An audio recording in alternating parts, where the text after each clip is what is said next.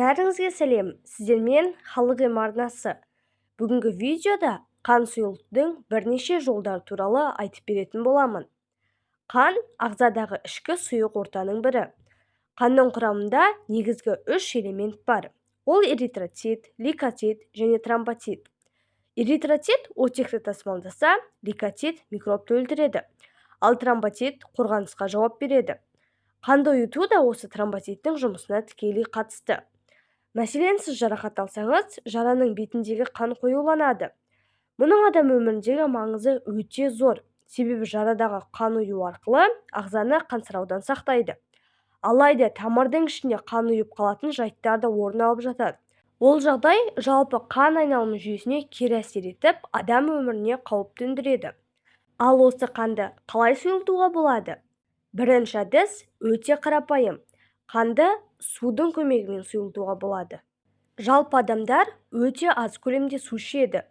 Ал ағзада судың көлемі аз болуы қанның қоюлануына әкеп соғады.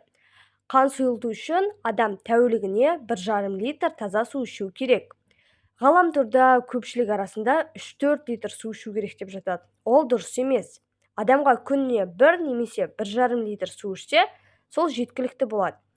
Бұл таза су болу керек. Сіздің ішкен шай, кофе, шырын секілді жалпы сұйықтықтарыңыз саналмайды. Егер суық су ішкіңіз келмесе, үй температурасындағы жылы суды ішуге болады. Таңертең ұйқыдан оянғаннан кейін міндетті түрде аш қарынға 1 стакан су ішуден бастау керек. Қарапайым мысал, егер сіз бір жеріңізді кесіп алғанда немесе анализде саусағыңыздан қан алған кезде, қанның қою қара қошқылдау болып, тез ағып кетпей бөлініп тұратындығын байқауға болады. Бұл қанның құрамындағы гематокриттің жоғары екенін көрсетеді. Екінші мысал, кофе мен алкогольді ішімдікті аз қолдану керек. Кофені көп ішетін болсаңыз, ол қанды қоюландырады. Арақ шарап та қанның қоюлануына әкеп соғады. Олардан қан тамырларында атеросклероз пайда болады. Тұздалған көкөністерді де көп жемеу керек. Кептірілген қышқыл тағамдар да адам ағзасына зиян. Сондықтан оларды белгілі бір мөлшерде қолданған дұрыс. Қимыл әрекет жасау, спорттың жеңіл түрімен айналысу, жайлап жүгіру мен жүру, жатар алдында таза ауада серуендеу сіздің ағзаңызға өте пайдалы. Қимыл жоқ болған кезде бұлшық ет пен тіндерде гипоксия тіні пайда болып, ол да қанды қоюлатады. Біздің денеміздің 70% судан тұрады. Ал ғалымдар адам бойындағы судың мөлшері небәрі 2% азайса, күш қуатымыздың 20% әлсіреп кететіндігін дәлелдеген. Бар жоғы 1-2 жұтым су күйзеліс пен шаршағанды басып, орасан күш береді. Сондықтан алмасу жүйесі мен қан жүйелері судан тұратындығын ұмытпағанымыз жөн. Екінші әдіс сүлік салу. Сүлікпен емдеу әдісі көптеген жылдар бойы қолданып келеді. Бұл жәндікті ем ретінде біздің заманымызға дейінгі 2 ғасырда пайдаландығы жайында жазылған. Қазіргі таңда сүліктердің 400-ге жуық тарта түрі бар. Алайда олардың ішінде медицина сүлігі ғана емге пайдаланылады. Сүлікпен емдеу тәсілі заманауи емдеу тәсілдерінің ішінде бірінші деңгейден орын алады. Сүлік салу ол медицина тілінде гирудотерапия деп аталады. Сүліктің өзінің қанды сұйылтуға арнайы бөлінетін ферменті болады. Соны сүлік қанға шашады. Сүлік салар алдында анализ тапсырып, қанның құрамындағы гемоглобин, эритроцит, тромбоциттерді анықтау керек.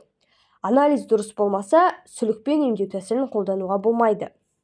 Мамандардың айтуынша, адамнан қан алу қандағы плазма құрамындағы лейкоциттердің мөлшерін өзгертеді. Ал сүлік сілекейінде 40-қа жуық ферменттер бар. Бұл ферменттер адам ағзасына қанның, жасушалардың, лимфалардың микроциркуляциясын жақсартып, қалпына келтіреді. Нәтижесінде қан қысымы бір қалыпқа түсіп, мүшелердің ісуі басылып, дертке ем болуы мүмкін. Үшінші әдіс қанды дәрілік шөптер көмегімен сұйылту. Адам ағзасына қан сұйылтуда өсімдік қоспаларынан әзірленген тұнбалардың жөні бір басқа. Адам баласы өсімдіктерді сонау көне дәуірден бастап, күні бүгінге дейін қажетіне жаратып келеді. Әсіресе халық емшілігінде емдік шөптер таптырмас дәрі-дәрмекке айналған. Елімізде статистикалық мәліметтерге сүйенсек, шамамен 6000-ға жуық өсімдік түрі бар. Соның 500-ге жуығынан дәрілік заттар алынады.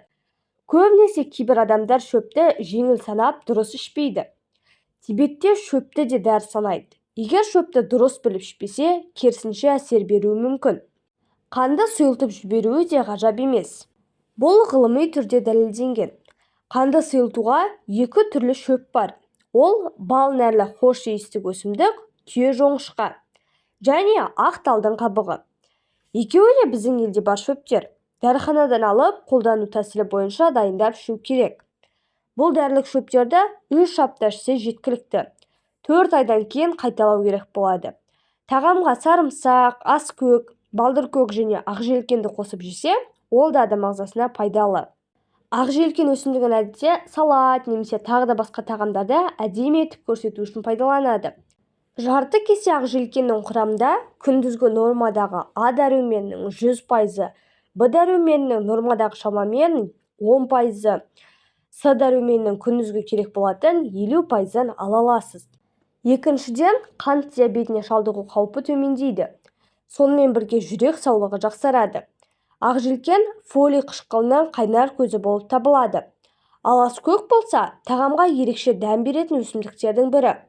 Ол жұқпалы аурулар кезінде, ұйқы бұзылғанда жақсы көмектеседі. Ол қан қысымын төмендетіп, жүйке жүйесін тыныштандыруға қабілетті. Төртінші әдіс мүкжидектің шырынын дайындап ішу. Мүкжидек өсімдігі қиыр шығыс пен ТМД Сібір елдерінде көптеп кездеседі. Мүкжидек шырыны глюкоза мен фруктозаға көп мөлшерлі, пектин мен калий тұзына бай. Жидектің бойында С витамині бар. Ол сондай-ақ күзгі ауруларға таптырмайтын ем.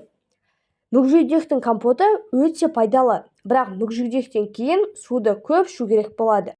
Сонымен бірге иммунитетті көтеріп, тұмаудың алдын алу үшін мүкжидектен морс компоты жасап ішуге болады. Бұл сусын бауыр мен асқазан және ішек ауруларын емдеу үшін аса пайдалы. Және де мүкжидек жөтелден құтылуға көмектеседі. Ол үшін 3 мезгіл мүкжидек шырынына балды қосып ішсеңіз, жөтелге ем болады.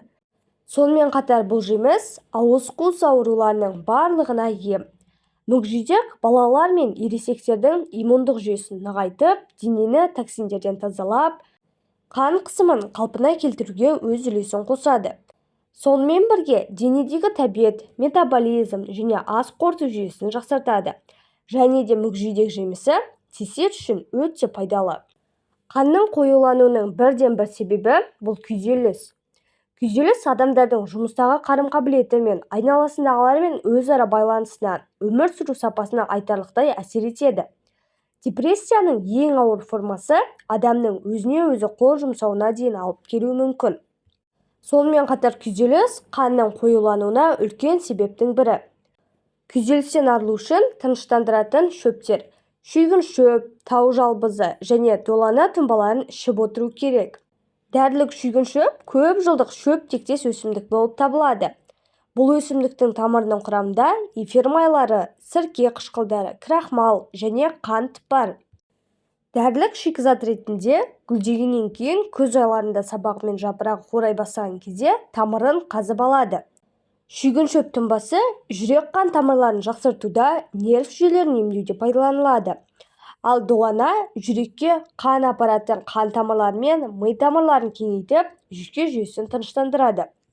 Долана жемісі жүрекке аса пайдалы. Жүректің жұмысын қалпына келтіріп қана қоймай, ұйқыңызды тыныштандырады. Долананың қайнатпасы түрлі ауруларға ем.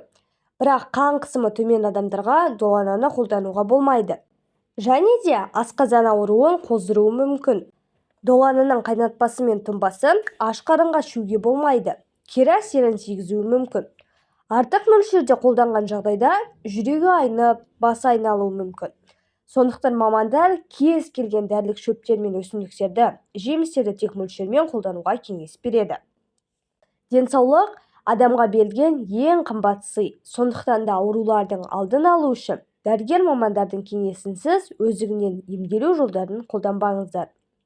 Ақпарат пайдалы болды деген үміттемін. Видеоны соңына дейін көргеніңіз үшін көп рахмет. Каналға тіркеліп, видеоға лайк басуды ұмытпаңыздар.